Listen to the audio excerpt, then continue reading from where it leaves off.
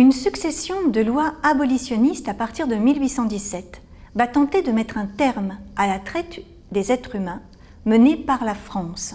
Mais durant toute cette période, qui est le premier tiers du XIXe siècle, eh bien Nantes, comme les ports de la façade atlantique français, vont continuer à pratiquer la traite. C'est ce que l'on appelle la traite illégale.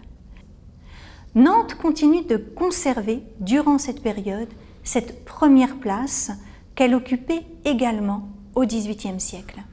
Certains navires vont être condamnés, saisis par les Anglais, mais dans la plupart des cas, les campagnes de traite françaises vont se passer au vu et au su de tout le monde, et elles vont se passer normalement.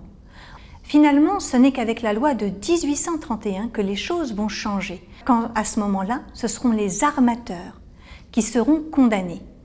Et il faut attendre le deuxième décret d'abolition de l'esclavage, celui de 1848, pour que l'esclavage disparaisse du sol de France et des colonies françaises.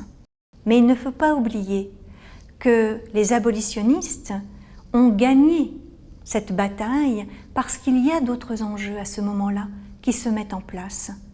Il est question de coloniser le continent africain, de coloniser le continent asiatique et de mettre au travail forcé les habitants de ces deux continents.